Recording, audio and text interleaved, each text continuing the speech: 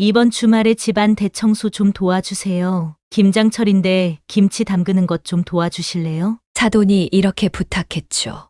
저도 처음엔 기쁜 마음으로 도와드렸어요. 어차피 한 가족이니까요. 그런데 점점 당연하게 여기시더라고요. 나중엔 급한 일까지 뚝딱 해달라고 하더군요. 내일 손님이 오시는데 음식 좀 준비해 주실 수 있으세요? 정말 난감했습니다. 거절하자니 서운해 하실 것 같고, 그렇다고 매번 해드리자니 제 몸이 남아나질 않더라고요. 이런 상황에서 아들이 한마디 했어요. 엄마, 장모님한테 잘해드려. 우리가 받은 은혜가 얼만데. 그리고 장모님이 용돈도 주시잖아. 그러더니 며느리까지 나서더라고요. 어머니, 내일 우리 집도 좀 치워주실 수 있어요? 이때 정말 속이 뒤집어지더라고요. 내가 파출부냐? 라는 생각이 들었어요. 어느 날은 손자 생일 파티 준비를 부탁받았어요. 케이크도 직접 만들고 음식도 정성껏 차려놨죠. 손주 생일이니까 기쁜 마음으로 했죠. 파티 끝나고 집에 가려는데 며느리가 덧붙이더군요. 어머니, 설거지 좀 하고 가세요. 저희는 애들 재우느라 바빠서요. 저는 정말 눈물이 핑 돌더라고요.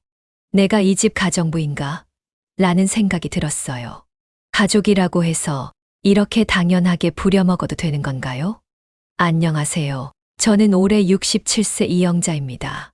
마음이 너무 답답하고 힘들어서 이렇게 사연을 보내게 되었습니다. 본격적인 이야기 시작 전에 구독과 좋아요 눌러주시면 저에게 큰 힘이 됩니다. 그럼 시작하겠습니다. 저는 젊은 시절부터 지금까지 내 인생이란 게 있었나 싶을 정도로 살아왔어요.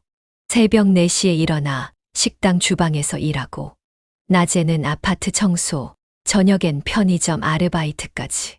하루 15시간을 일하면서도 아들만 잘 키우면 된다고 스스로를 다독였죠. 친구들이 여행 가고 취미 생활할 때도 전 일만 했어요. 너 그러다 몸 버린다는 주변 사람들 걱정해도 아들 대학 보내야지 어쩌겠어 라며 웃어넘겼죠. 손이 터지고 갈라져도 무릎이 욱신거려도 참았어요. 내 아들이 잘 되면 그때는 나도 편하게 살 수 있을 거라 믿었으니까요. 그런데 말이죠. 인생이란 게 내 뜻대로 되는 게 아니더라고요. 5년 전 남편이 폐암 판정을 받았어요. 3년간의 투병 생활.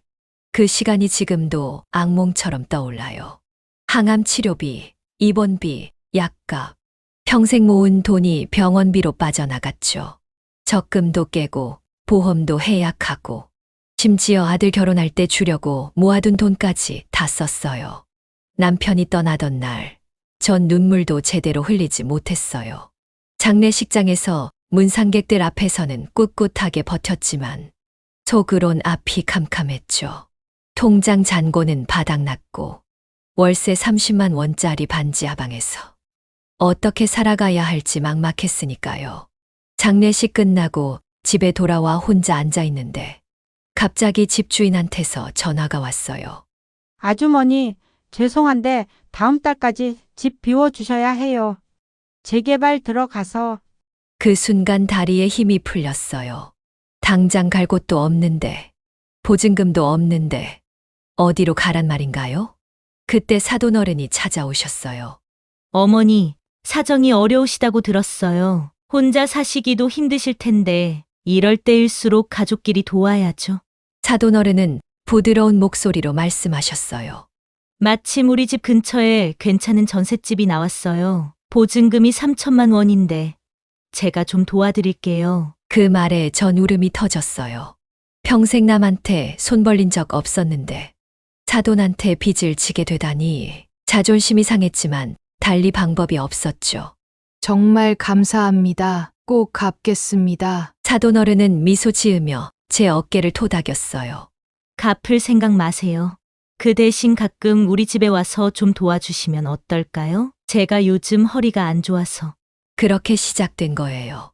처음엔 일주일에 한 번 사돈 댁에 가서 간단한 집안일을 도왔죠. 그런데 시간이 지날수록 부탁이 늘어났어요. 사돈, 내일 손님이 오시는데 음식 좀 준비해 주실 수 있으세요? 사돈, 이번 주말에 집안 대청소 좀 도와주세요. 사돈, 김장철인데 김치 담그는 것 좀 도와주실래요? 거절하고 싶었지만 그럴 수가 없었어요. 3천만 원이라는 빚이 늘 마음에 걸렸으니까요. 게다가 아들이 이러더군요. 엄마, 장모님한테 잘해드려. 우리가 받은 은혜가 얼만데. 그리고 장모님이 용돈도 주시잖아. 네, 사돈댁은 제가 일할 때마다 10만 원씩 주셨어요. 처음엔 받기 미안해서 거절했지만 아니에요. 사돈이 고생하시는데 이 정도는 당연하죠. 라고 하셔서 받게 됐죠. 근데 이상한 거예요. 처음엔 고맙습니다 였던 말이 어느새 오늘은 이것도 좀 해주세요로 바뀌었고 감사 인사도 점점 줄어들더라고요. 한 번은 사돈댁이 친구들 모임에 내놓을 음식을 부탁하셨어요. 새벽부터 장을 봐서 잡채, 전, 갈비찜까지 정성껏 준비했죠. 손님들이 오셔서 음식을 드시는데 사돈댁이 이러시더라고요. 이거 다 제가 만든 거예요. 어떠세요? 맛있죠? 그 순간 가슴이 철렁했어요. 마치 제가 투명인간이 된 것 같았죠. 부엌에서 설거지하며 눈물을 삼켰어요. 며느리도 점점 달라졌어요. 처음엔 어머니 감사합니다라고 하더니 나중엔 어머니 내일 우리 집도 좀 치워주실 수 있어요? 라고 당연하다는 듯이 말하더군요. 어느 날은 손자 생일 파티 준비를 부탁받았어요. 케이크도 직접 만들고 음식도 정성껏 차렸죠. 파티가 끝나고 집에 가려는데 며느리가 이러더라고요. 어머니, 설거지 좀 하고 가세요. 저희는 애들 재우느라 바빠서요. 그날 밤늦게 집에 돌아와 혼자 앉아 있는데 문득 이런 생각이 들었어요. 내가 지금 뭘 하고 있는 거지? 평생 고생하며 아들 키웠는데 노년에 와서는 사돈집 파출부가 됐네. 거울에 비친 내 모습을 봤어요. 주름진 얼굴, 부스스한 머리, 거칠어진 손. 67년 인생이 이렇게 초라할 수가 있나 싶었죠. 남편 잃고 돈도 없고 자존심도 없고 그저 빚진 사람처럼 고개 숙이고 사는 내 인생이 한없이 억울했어요. 왜 나만 이렇게 살아야 하나? 왜 내 인생은 이렇게 꼬였나? 그날 밤 전 이불을 뒤집어 쓰고 한참을 울었어요. 내일도 모레도 사돈댁에 가서 일해야 한다는 생각에 눈앞이 캄캄했죠. 하지만 어쩌겠어요. 살아야죠. 빚도 갚아야 하고 생활비도 벌어야 하니까요. 그렇게 저는 매일 아침 무거운 몸을 일으켜 사돈댁으로 향했습니다. 이게 내 팔자인가 보다 하고 체념하면서요. 더 서러웠던 건 추석 때였어요. 아들네 가족은 사돈네에서 명절을 보내기로 했대요. 전 혼자 집에 있다가 사돈댁 전화를 받고 또 달려갔죠. 사돈, 추석인데 음식이 부족해서요. 좀 도와주실래요? 사돈댁에서 온종일 일했어요. 전 부치고 나물 무치고 송편 빚고. 그런데 식사 시간이 되자 며느리가 이러더군요. 어머니, 저희가 식사하는 동안 부엌에서 설거지 좀 해주시겠어요? 가족들이 웃고 떠들며 식사하는 소리를 들으며 혼자 설거지를 했어요. 제 마음은 갈기갈기 찢어지는 것 같았죠. 나도 가족인데, 나도 같이 앉아서 밥 먹고 싶은데. 어느 날은 아들 집을 정리해 주다가 거실에 놓인 가족 사진을 봤어요. 큰 액자에 담긴 사진이었죠. 아들, 며느리, 손자, 손녀, 사돈부부. 모두가 환하게 웃고 있었어요. 그런데 거기엔 제가 없었어요. 그 순간 깨달았죠. 나는 이 가족의 일원이 아니라는 걸. 그냥 편리한 가사도우미일 뿐이라는 걸. 화장실에 들어가 문을 잠그고 조용히 울었어요. 거울에 비친 제 모습이 너무 초라해 보였죠. 부스스한 머리, 주름진 얼굴, 거칠어진 손. 이게 내 인생인가? 평생 아들 위해 살았는데 이게 내가 받는 대우인가?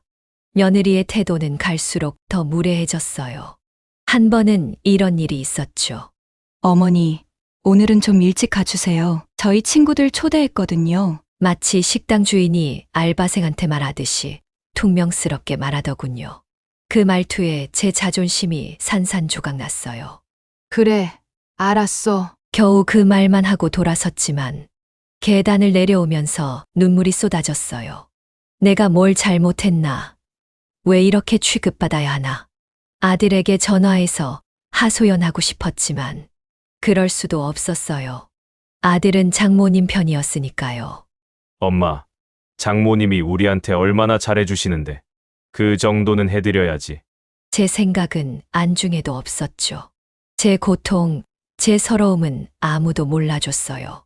무릎이 부어올라 병원에 가야 할 때도 있었어요. 의사 선생님이 절대 무리하지 마세요라고 하셨지만 다음 날 또 사돈댁에 갔죠. 거절할 수가 없었어요. 한 번은 사돈댁이 이런 말씀을 하셨어요. 사돈, 요즘 우리 집에 자주 오시니까 이번에 대청소도 해주시면 좋겠어요. 순간 가슴이 철렁했어요. 이제는 대놓고 청소부 취급하는구나 싶었죠. 하지만 또 거절하지 못했어요. 네, 그럴게요. 집에 돌아와 혼자 냉장고 문을 열었어요. 텅 빈 냉장고. 사돈댁에선 음식을 한가득 해놓고도 제겐 한 접시 내어주지 않았죠. 10만 원짜리 용돈 봉투만 쥐어주며 고생했어요 라고 했을 뿐. 그날 밤 전 이불을 뒤집어 쓰고 소리내어 울었어요. 남편, 당신 살아있었으면 내가 이렇게 살진 않았을 텐데 왜 나만 두고 먼저 갔어? 아침에 일어나 부은 눈을 보며 한숨을 쉬었죠. 하지만 또 사돈댁으로 향해야 했어요. 전화가 왔으니까요. 사돈, 오늘 김치가 떨어졌는데 좀 담가주실 수 있어요? 나는 그냥 사돈집 머슴이구나. 아니, 머슴보다 못하구나. 머슴은 월급이라도 제대로 받지. 절망감이 밀려왔어요. 67년 인생이 이렇게 끝나는구나 싶었죠. 하지만 어쩌겠어요. 빚진 몸이니까. 그렇게 전 매일 제 자존심을 조금씩 버리며 살아갔습니다. 절망 속에서도 살아야 했어요. 생활비를 벌기 위해 동사무소 복지센터를 찾아갔습니다. 어르신 돌봄 일자리가 있는데 한번 해보시겠어요? 그렇게 시작된 새로운 일은 제 인생의 전환점이 되었습니다. 복순 어르신, 87세 홀로 사시는 분이었어요. 처음 그분을 만났을 때 전 또 다른 힘든 일이 시작되는구나 싶었죠. 하지만 제 생각은 완전히 빗나갔습니다. 어서 오세요. 추운데 고생하셨어요. 문을 열자마자 따뜻한 미소로 맞아주신 복순 어르신. 그분은 제가 일하러 온 사람이 아니라 귀한 손님처럼 대해주셨어요. 차 한 잔 마시고 하세요. 급할 것 없잖아요. 사돈댁에선 한 번도 들어보지 못한 말이었어요. 차를 마시며 이런저런 이야기를 나눴죠. 복순 어르신은 제 말을 진심으로 들어주셨어요. 자식 키우느라 고생 많으셨겠어요. 나도 그랬거든. 그분의 따뜻한 시선에 가슴이 뭉클해졌습니다. 시간이 지나면서 복순 어르신과의 관계는 일이 아닌 정으로 이어졌어요. 청소나 집안일을 하러 갔지만 어느새 그분의 말벗이 되어 있었죠. 영자 씨, 오늘 밥은 먹고 왔어요? 이 한마디에 울컥했습니다. 아들도 며느리도 사돈댁도 한 번도 묻지 않았던 말이었으니까요. 아직이요. 집에 가서 먹으려고요. 그게 뭐야, 같이 먹지. 내가 된장찌개 끓였는데. 그날 복순 어르신과 마주 앉아 밥을 먹으며 전 참았던 눈물을 흘렸어요. 따뜻한 밥 한 끼, 그게 이렇게 감동적일 줄이야. 울지 마요. 나도 다 알아. 자식들한테 섭섭한 거. 복순 어르신은 아무 말 없이 제 손을 꼭 잡아주셨어요. 그 따뜻한 손길에 전 어린아이처럼 울음을 터뜨렸죠. 그 후로 복순 어르신 댁에 가는 날이 기다려졌어요. 일하러 가는 게 아니라 친정엄마를 만나러 가는 기분이었달까요. 영자 씨는 웃는 게 참 예뻐요. 자주 웃으세요. 복순 어르신 덕분에 전 서서히 웃음을 되찾기 시작했어요. 사돈댁에서 잃어버렸던 자존감도 조금씩 회복되었죠. 어느 날 복순 어르신이 이러시더군요. 영자 씨, 우리 딸이라고 생각하면 안 될까? 그 말에 전 또 눈물이 났어요. 67년 인생에서 처음으로 누군가가 저를 소중한 존재로 봐주었으니까요. 어르신이 제 어머니라면 정말 좋겠어요. 그날 이후 복순 어르신은 저를 우리 영자라고 부르셨어요. 전 그 호칭이 너무 좋았습니다.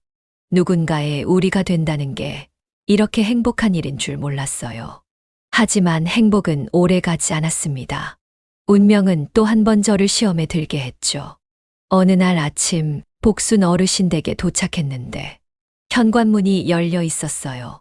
불안한 마음에 급히 들어가 보니 복순 어르신이 거실 바닥에 쓰러져 계셨어요. 숨은 쉬고 계셨지만 의식이 없으셨죠. 전 당황한 채로 119에 신고했습니다. 병원 응급실. 의사 선생님의 말씀이 지금도 생생해요. 뇌졸중이십니다. 빨리 발견하셔서 다행이에요. 그 후 며칠 동안 전 병원을 지켰어요. 복순 어르신에겐 가족이 없으셨거든요. 아들이 있었지만 사업 실패 후 연락이 끊겼다고 하셨죠. 영자야, 고마워. 의식을 찾으신 복순 어르신이 힘겹게 해 제 손을 잡으셨어요. 그 손이 너무 차가워서 가슴이 아팠습니다. 3주 후 복순 어르신은 결국 세상을 떠나셨어요. 마지막 순간까지 제 손을 꼭 잡고 계셨죠. 영자야, 내가 너한테 해주고 싶은 게 있었는데 끝내 말씀을 마치지 못하고 눈을 감으셨어요. 전 그날 마치 친어머니를 잃은 것처럼 통곡했습니다. 장례를 치르고 일주일쯤 지났을까요? 낯선 번호로 전화가 왔어요. 이영자님이시죠? 저는 법무사 김진수입니다.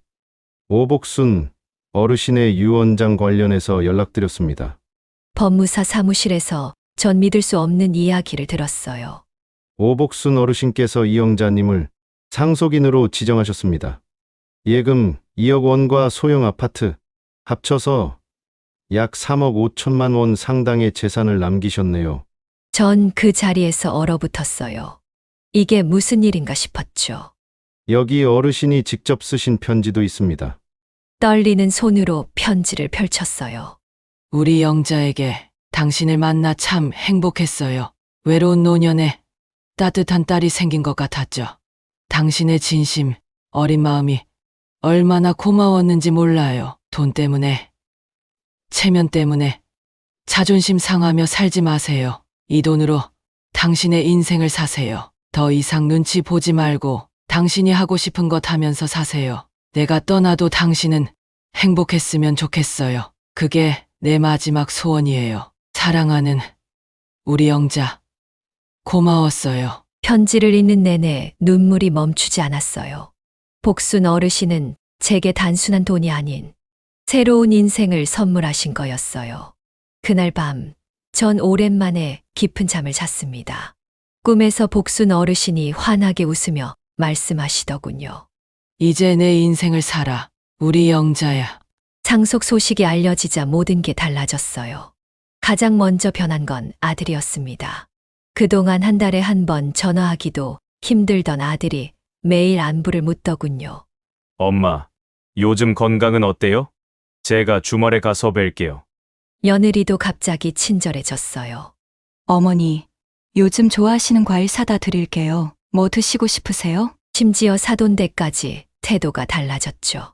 사돈, 그동안 고생 많으셨어요. 이제 좀 편하게 사셔야죠. 전 그들의 변화된 모습이 씁쓸했어요. 돈이 있으니 사람 취급을 받는구나 싶었죠. 어느 날 아들 부부가 집으로 찾아왔어요. 한참을 머뭇거리다 결국 본론을 꺼내더군요. 엄마, 우리가 사업을 시작하려고 하는데 자금이 좀 부족해서요. 얼마나 필요한데? 2억 정도만 있으면 꼭 성공할 수 있어요. 엄마도 나중에 편하게 모실게요. 며느리도 거들었죠. 어머니, 가족끼리 같이 잘 살아야죠. 저희가 잘 되면 어머니도 좋으시잖아요. 그 순간 복순 어르신의 편지가 떠올랐어요. 더 이상 눈치 보지 말고 당신 인생을 사세요. 전 단호하게 말했습니다. 미안하지만 도와줄 수 없어. 이 돈은 내 노후 자금이야. 아들의 표정이 굳어졌어요. 엄마, 우리가 남이야. 가족인데. 그래, 가족이지. 그런데 왜 그동안은 나를 가족으로 대하지 않았니? 장모님 집 가정부처럼 부렸잖아. 그건 이제 와서 돈 때문에 가족 운운하지 마. 난 이 돈으로 내 남은 인생을 살 거야. 아들 부부는 환한 얼굴로 돌아갔어요. 그 후로 연락이 뜸해졌죠. 하지만 전 후회하지 않았어요. 상속받은 재산을 은행에 안전하게 예치했습니다. 노후 생활비와 치료비로 쓰고 남은 건 기부할 계획을 세웠죠. 유언장도 새로 작성했어요. 내가 떠난 후엔 어려운 노인들을 위해 쓰이도록 말이죠. 가끔 아들이 전화해서 엄마가 너무하다고 하지만 전 흔들리지 않아요. 내가 너무한 게 아니라 이제야 제대로 사는 거야. 사돈댁도 더 이상 저를 부르지 않으세요. 오히려 사돈은 이제 편하게 사셔야죠라며 어색한 미소를 지으시더군요. 전 그저 담담하게 대답했어요. 네, 이제 제 인생을 살려고요. 돈이 사람을 변하게 한다지만 전 변하지 않았어요. 오히려 더 단단해졌죠. 이제는 누구의 눈치도 보지 않고 당당하게 아니오라고 말할 수 있게 되었으니까요. 복순 어르신이 주신 건 단순한 재산이 아니었어요. 제 인생을 되찾을 수 있는 용기였죠. 이제 저는 조용한 동네의 작은 전셋집에서 제2의 인생을 살고 있어요. 복순 어르신이 남겨주신 아파트는 팔아서 안전하게 예치하고 대신 햇살 좋은 2층 전셋집으로 이사했죠. 매일 아침 전 6시에 일어나요. 하지만 이젠 누구를 위해서가 아닌 저를 위해서 일어납니다. 창문을 활짝 열고 신선한 공기를 들이마시며 하루를 시작하죠. 좋아하는 라벤더 향차를 우려내고 베란다에 앉아 여유롭게 마셔요. 아, 좋다. 혼잣말이 절로 나옵니다. 더 이상 누군가의 전화를 기다리며 불안해하지 않아도 되니까요. 복지관 수채화 수업은 제 인생의 큰 기쁨이 되었어요.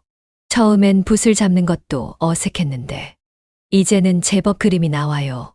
영자 씨, 색감이 정말 좋으세요. 특히 이 하늘색은 너무 아름다워요. 선생님의 칭찬에 얼굴이 화끈거렸지만 마음은 날아갈 것 같았어요. 67년 만에 처음으로 제가 잘하는 게 생긴 거예요. 지난주에는 복지관 전시회에 제 그림이 걸렸어요. 봄날의 추억이라는 제목의 벚꽃 그림이었죠. 전시회 오프닝에 가보니 많은 분들이 제 그림 앞에서 발걸음을 멈추더라고요. 이 그림 참 따뜻하네요. 누가 그렸어요? 부끄러워하는 저를 보고 옆에 있던 수채화반 친구가 말했어요. 우리 영자 씨가 그렸어요. 대단하죠? 생전 처음 느껴보는 자부심이었어요.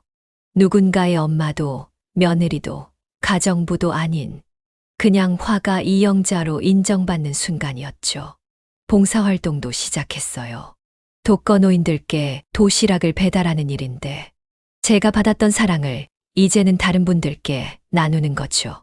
할머니, 오늘 반찬은 고등어 조림이에요. 맛있게 드세요. 아이고, 고맙습니다. 영자 씨 덕분에 맛있는 것도 먹고 좋네요. 도시락을 받으시며 환하게 웃는 어르신들을 보면 복순 어르신이 떠올라요. 이제는 제가 누군가에게 따뜻한 사람이 되어드리는 거죠. 한 달에 한 번씩 떠나는 여행도 제 삶의 활력소가 되었어요. 지난달에는 강원도 속초로 다녀왔죠. 새벽 일찍 일어나 동해 바다의 일출을 봤어요. 세상에 이렇게 아름다운 걸 이제야 보다니. 붉게 물드는 하늘을 보며 눈물이 났어요. 평생 일만 하느라 이런 아름다움을 볼 여유가 없었던 제 자신이 안쓰러웠죠. 제주도 여행은 특히 잊을 수 없어요. 평생 처음 비행기를 탔거든요.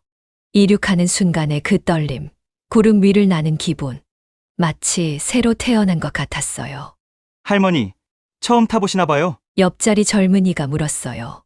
네, 67년 만에 처음이에요. 와, 대단하세요. 멋진 도전이네요. 그 말에 뿌듯했어요. 나도 도전할 수 있구나. 새로운 걸 시작할 수 있구나 하는 자신감이 생겼죠. 요리 수업도 듣기 시작했어요. 그동안은 남을 위해서만 요리했지만 이제는 저를 위해 요리해요. 오늘은 이탈리안 파스타를 만들어 볼까? 혼자 사는 재미를 느끼고 있어요. 좋아하는 음악을 틀어놓고 와인 한 잔 곁들여 저녁을 먹죠. 이런 여유가 있었다니 새삼 놀랍습니다. 친구들도 많이 생겼어요. 복지관에서 만난 실버 청춘단 친구들과 매주 목요일마다 모임을 가져요. 우리는 서로의 인생 이야기를 나누며 웃고 울죠. 영자 씨는 참 대단해요. 그런 일을 겪고도 이렇게 밝게 사시다니. 뭐가 대단해요. 그냥 이제야 제대로 살기 시작한 거죠. 아들에게서 가끔 연락이 와요. 엄마, 요즘 어떻게 지내세요? 잘 지내고 있어. 너희는? 더 이상 긴 대화는 하지 않아요.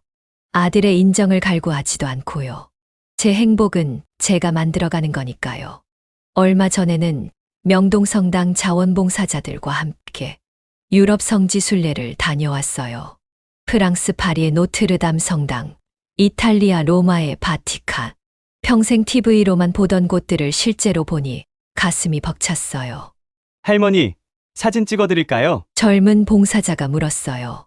그래, 고마워. 이렇게 멋진 곳에 와보다니 꿈만 같구나. 사진 속 제 모습은 정말 행복해 보였어요. 주름진 얼굴이지만 눈빛은 반짝반짝 빛나고 있었죠. 매일 아침 거울을 보며 다짐해요. 이영자, 오늘도 당당하게 살자. 누구의 눈치도 보지 말고 내 인생을 살자. 더 이상 누구의 엄마, 누구의 가사도우미가 아닌 그냥 이영자로 살아가는 게 이렇게 행복한 일인 줄 몰랐어요. 복순 어르신이 주신 선물은 단순한 돈이 아니었어요. 제 삶을 되찾을 수 있는 용기와 자유였죠. 어제는 제 그림이 복지관 달력에 실렸어요.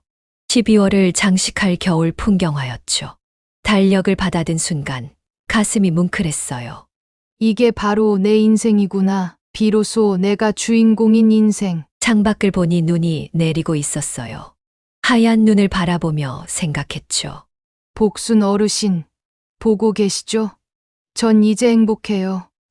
정말로, 비로소 저는 제 인생의 주인이 되었습니다. 저의 이야기는 여기까지입니다. 사연이 마음에 와닿았다면 구독과 좋아요 꼭 눌러주세요. 그리고 댓글로 여러분의 생각도 나눠주세요. 여러분의 앞날에 항상 행복과 건강이 함께하길 바랍니다. 사연 세상이었습니다. 감사합니다.